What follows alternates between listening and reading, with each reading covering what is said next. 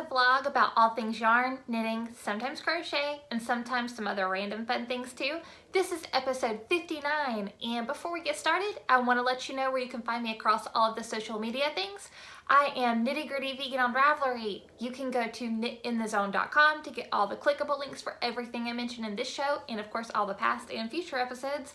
You can go to traintrackfiberdesigns.com. That's where I sell my artisan hand-dyed yarns. And you can follow me on Instagram. I have two accounts. I have one for Knit in the Zone and I have one for Train Track Fiber Designs. The one for Knit in the Zone is the very most active. The one for Train Track Fiber Designs, I basically post shop updates. So let's get started. Oh, and there is a link tree down below now. I don't know how long YouTube's gonna let us have a link tree. They change stuff a lot of times, but as of right now, you can actually just click the link tree and a big pop-up will come up with everything I've mentioned, like all the websites I just mentioned. So that's a little bit easier than having to hurry through and write all that down. Anyway, so before we get started, I'm gonna tell you what I'm wearing because I almost forgot to tell you. So this is Framboise. I've worn this on the vlog before. This is a pattern by Sarah someone, I can't remember her name, but it is made out of fingering weight yarn. I think I used Spud and Chloe Light, and I believe the color is called Bumblebee, but it's actually just two squares. It's a back panel square and a front panel square, and you sew them together and leave the neck open and the arms open, and obviously the bottom of it open so you can put it on. But it was a really cute and easy knit, or it is a cute knit, and it's a very easy pattern to follow. It's all lace and it's worked from the center outwards. So that was fun. I'll link it in the show notes, of course, for you guys. And I have a lot of things to show you that are like, I don't know that I'm necessarily stocking them, but I had a question on Facebook. Someone asked, what would what kind of patterns do you suggest for hand-dyed yarns? Particularly like the indie dye ones that are either very heavily speckled or, the ones that have a million different colors going on. So I did a little digging and I found quite a few patterns to suggest for you guys, or suggest to you guys. So the first thing I want to show you, this is a brand new pattern from Knitting Expat. Mina from the Knitting Expat, she has a vlog and she also is a pattern designer. But this is her new one. It's called Changes Shawl, and it takes 2 full skeins of yarn in one color, and then you also use 10 minis. You could, maybe switch out those 2 full skeins and do 2 different colors, 2 full skeins in different colors. I don't know. Depends on what you want to do. Anyway, this is what it looks like. And this was actually just released on March 20th. So that's a really pretty shawl. And I like how it has, I don't know that you guys are going to be able to tell from the picture, so I'll just kind of tell you. If you're interested, obviously go to the clickable link. But there's texture, there's a diamond section in the middle, and it has some texture to that you knit. And then it has some stripes, and then it has a different type of texture on the edges, and it has tassels as well. So there's tassels. So it's really pretty. Another thing of hers, this is called Budding Bluebells, and this is also a great pattern for hand-dyed yarn. I don't know how many skeins you would use. I would say probably, it looks like there's probably 2 on here, just from judging by the size of it. So you would do, just 2 different color skeins of hand-dyed yarn. But that's really pretty. It's a crescent shape. The next thing is the Suburban Wrap, and this is a new pattern by Joji Locatelli. And this uses 3 full skeins of fingering weight yarn in 3 different colors. She typically makes her samples out of things that are more, I don't know if you call this neutrals or not, but it's more so you can see the stitch definition of each panel. You could do that and change those and do hand-dyed though, and do, more, not that these colors aren't fun, but more, I don't know, I call it more fun. I don't know, that's not really the right word, because this is fun, but it's just, you know what I'm saying, like where it's like a bunch of colors in the skein. But this would look good with that, particularly if you can see, some of the sections have eyelets or like dots, holes, whatever, in there. Hand-dyed would look good on that because you wouldn't necessarily lose the definition of that because that would still be pretty obvious that it's there. In some of these panels, you would lose the lace definition, but it would still be there, but you might not be able to see it as well.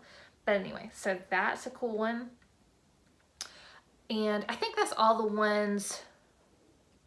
Yeah, that's all those. Okay, so now I'm just gonna kind of go on a tangent real quick.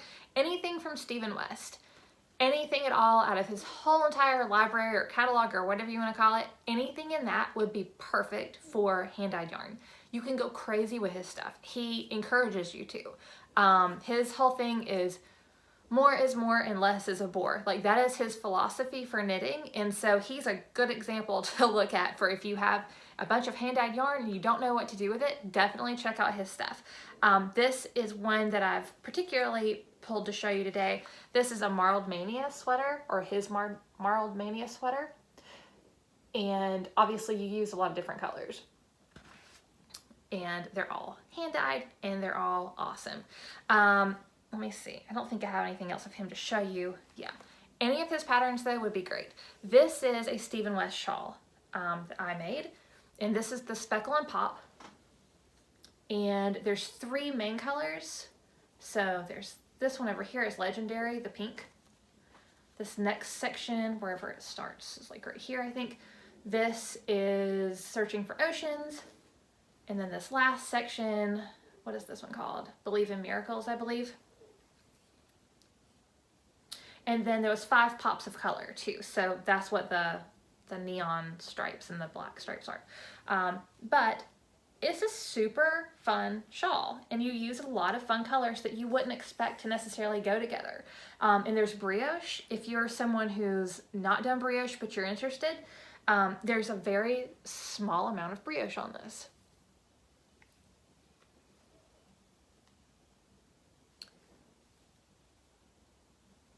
So yeah, I mean, this was a really fun thing to make. I did it as the knit along. Whenever the knit along was actually going on, it was a mystery knit along, so I had a lot of fun with that. I am looking forward to doing his next mystery knit along too, so I hope, I need to actually really make sure I stay on top of that because I don't want to miss it because I had so much fun doing that. But yeah, so that's another thing that would use, a lot of different colors. And then, like I said, any of his patterns are great for that. And then another person who specifically designs stuff for hand-dyed yarn is Naomi Grace. And this is her shawl. It's called You Are a Pink Starburst. And this is actually out of yarn from my shop. This is Oh Hot Glam. And this took about 2 skeins of yarn to do this. And then this is another shawl that she designed. What is this one called? Time Shawl, I think. And this is not yarn from my shop, but all the same, it's hand-dyed yarn. I don't know how many skeins she used of each. I am going to just go ahead and assume that it's 2. It looks like probably 2 skeins of hand-dyed yarn. I don't know for sure. Obviously, don't take my word for it because I'm not looking at the pattern for it, but it appears that it's probably about 2, just judging from the size. Another good pattern if you're wanting to make a sweater is this. This is the Timely Cardigan, and it is one, I guess, variegated skein, and then it appears that there's a more solid skein or tonal maybe. I don't know how many of each you need, but if you had one skein that was more of like a tonal or a solid, and then you had 2 skeins, even if they're not the same, that kind of blended those colors together that you felt like you could, would look cool together in something, what you could do, it looks like, I haven't knit this, so I don't know for sure, but what I believe you could do is do every other stripe. So see that goes, let me zoom in. I'm trying to explain something I don't really know about here. Okay. So it looks like there's probably 2 rows of each color. So what you could actually do if you had 3 colors you wanted to use is you could do this color be your color 1, this color be your color 2, that be your color 3, and then repeat that repeat. Or, you know, however you wanted to do it, but you could definitely use more than 2 colors in that, as long as you stay with, you know, you have to pick what you're doing, basically. To make it work, you need to pick, like, if you want to keep the white or gray stripe, you could do 1 color of color 1, gray stripe, 1 color of color 2, gray stripe, and then go back, color 1, gray stripe, color 2, gray stripe, or you could just do it, you know, all 3. But anyway, you could do that. Another person to look out for is Andrea Mowry. She has a lot of things for hand-dyed yarn. She has a lot of things that she fades. One of my personal favorites that she's done is the So Faded. This is hand-dyed yarn, and you know, you don't need but 1 skein of each. So that's awesome. She also has a cardigan, which is the Comfort Fade Cardi, and you do, you know, the same idea. So you just start with 1 color and you work your way to another. And I think that's in DK weight, and you know, you don't have to have 2 of the same one if you don't want to. But she also has several shawls, Andrea Mowry does. So check those out. And then the last thing, this is the Flying Yak. I don't remember what her actual name is, but this is Gelato. And I showed you guys this a few weeks ago, but that is also hand-dyed yarn. And it looks like these skeins up here are extremely speckled, but they're not the same. Whoop. Extremely speckled, but not the same. And then she gets down here, you know, also speckles, not the same as the top 2, and then that one's still speckly and just variegated and awesome, but it's not, you know, it doesn't go with that. This top one has nothing. If you look, which you guys are not going to be able to see this as well because I'm showing you on an iPad, but if you look, this has like white, teal, black, looks like yellow and orange. So that has absolutely nothing to do with this down here. This has the black, but it doesn't have teal or orange or yellow in this bottom skein. So if you look at that, it looks really awesome. That's a really, really cool thing. And so it's just about like kind of picking skeins, laying them out together, or, you know, if you're trying to order stuff, then put them together on the internet. Take a screenshot, lay them out, and kind of say, oh yeah, I think that would go. There's no right or wrong way to do this though, you guys. You can put any colors together, even if it's something that's knit in solid colors, and you're like, you know, I really want that, but I want to do it in hand-dyed yarn. You can totally do that. There's no rules. It's what you want. So don't be afraid to, you know, to just have a color adventure and go for it. If you hate it, which I know that would be sad, but if you don't like it, you can always unravel it and just, you know, use your yarn for something else. But I think if you give yourself permission just to have fun with it and say, okay, I feel like this is, you know, colors I like, and this is a pattern I like, I feel like as long as you can get it to fit you correctly, whatever it is, I feel like you'll love it, because if you like all those colors, I think you'll like your project. So be adventurous. So anyways, I hope I've inspired you with some ideas, and I hope that you also, you know, are adventurous and have fun when you're knitting, because that's what it's all about. So anyway, and to be honest, whenever I was making this was my first big adventure project, because it was a mystery knit along. So I didn't know, I'd never done a mystery knit along. You're trusting someone. He just said, pick 3 colors, 3 contrasting colors, and then some minis, and like 5 minis. And so you're like, okay, you know, you don't know what you're gonna do, but I love this. This is one of my favorite things I've knit. This is my favorite shawl that I've ever knit. So, you know, it is a little bit wild, but at the same time, I feel like it turned out really good. So anyways, just have fun with it. Now, I'm gonna show you what I'm working on. I have been completely monogamous with my knitting this week, so I only have one thing to show you, and that is my So Faded. And I showed you one of these a minute ago on the things that I suggested for hand-dyed yarns. But this is my newest So Faded. I've made another one as well. last week whenever I showed you guys, I was right here. And then so I've finished this whole bottom part, and then I've also added quite a bit of a sleeve. I want to stop and show you guys my progress keeper though. I don't know if you can even see it. It's a dolphin and it's from Knitty by Nature. So yeah, I'm making long sleeves, and I never make long sleeves on garments usually.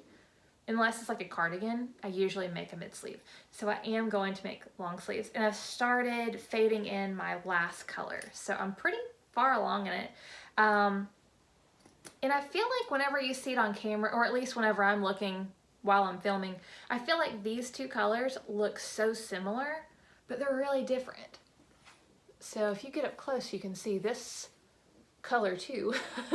It has more white in it, and it also has, more of a I don't know, a lavender maybe.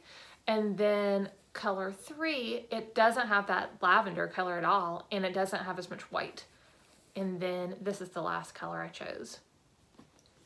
A lot of this is from my Scream Across the Sky kit. I put it up for Speckle and Pop, and no one ever bought it, so I took it down and I used it. But all the colors except for this white speckled one are from that. And then I just dyed this with it, you know, to go with it, because that has the same color speckles. So that's what I've got. And I am making somewhere between a size 34 and a 36. Or no, between a size 34 and a 38. There's not a 36, and that's what I needed, so I just kind of made up my own. I am using a size US 5 needles for the whole entire thing, except for the hem area. And for the hem, I used a size 3 like the pattern called for. So I'll do my neck and my cuffs on my sleeves, you know, in a size 3 as well. I like this pattern. This is the second time I've knit it, so obviously I liked it enough to knit it again. I can't say enough good things about Andrea Mowry's patterns. I've knit a few things from her, so if you're on the fence about, you know, buying a pattern from her, or you're not really sure, just trust me, it's awesome. And you can read the feedback, you know, on any of those Ravelry patterns and just see, like, people think that she does a good job because she's awesome. So I really love these colors too. So, oh, and then for the bind off at the bottom, I did a stretchy bind off, and the one that I did is the one where you knit one, knit those two together, and then basically repeat, you know, that process till you don't have needles left, till you don't have stitches left. So yeah, that's what I did for the bottom. It didn't call for a stretchy bind off, but I just felt like that would be appropriate for this. So I'll do that again on the cuffs, and then I might do that on the neck too. I don't know.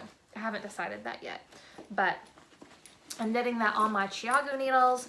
Also, I'm sure you guys probably know if you watch my channel, but if you are new and you don't know, I did a needle review and comparison a few weeks back. So I'll link that up here for you guys too, if you're in the market for needles.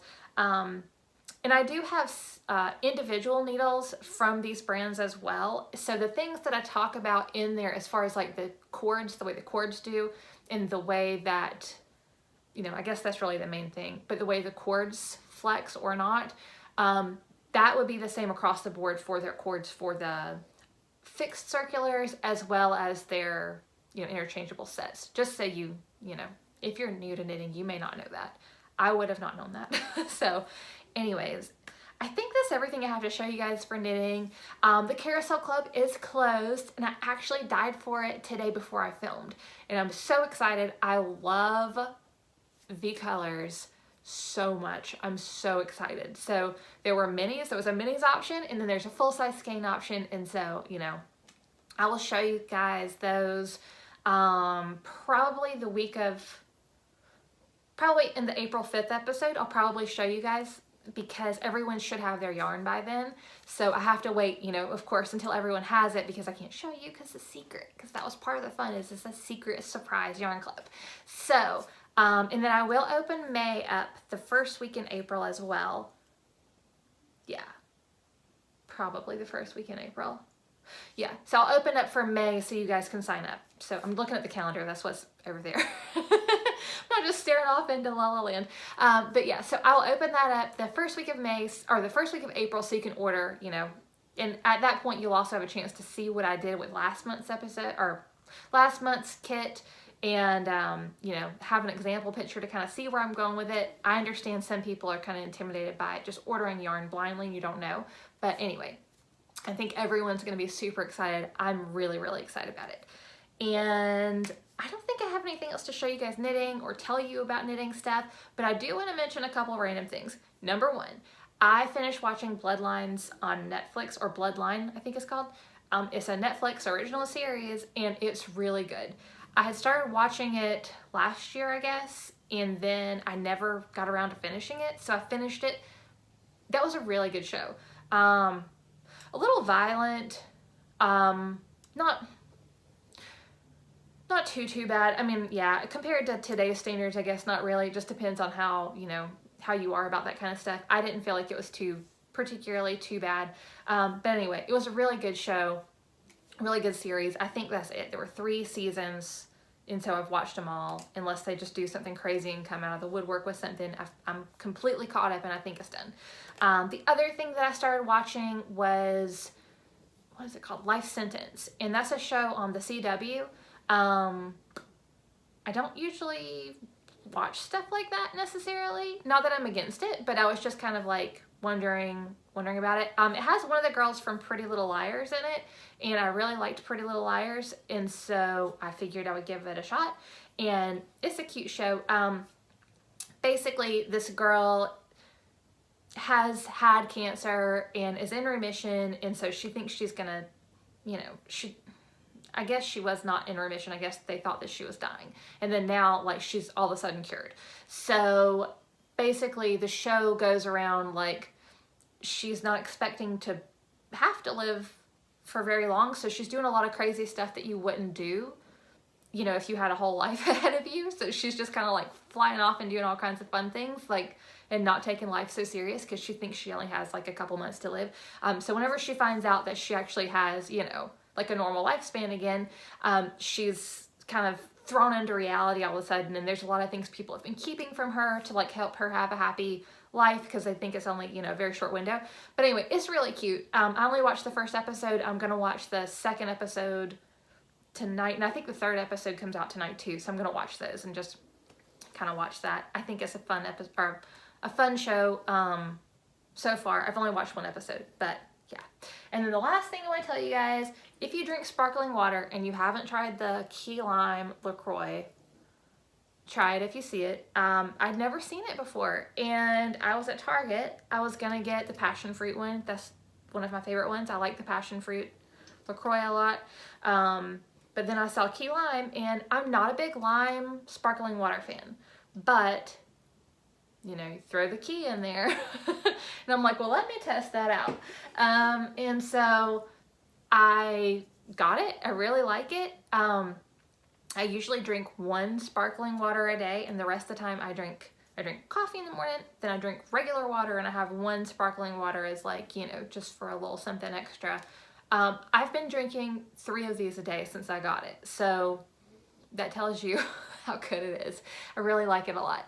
But a word of caution, if you're a person who doesn't drink sparkling water and you think it's gonna be like having a Sprite or something, it's not at all. You're gonna probably be taken back you know, by how unsugary it is. But this one actually tastes really sweet. So yeah, anyway, I think that's everything I have for you guys today.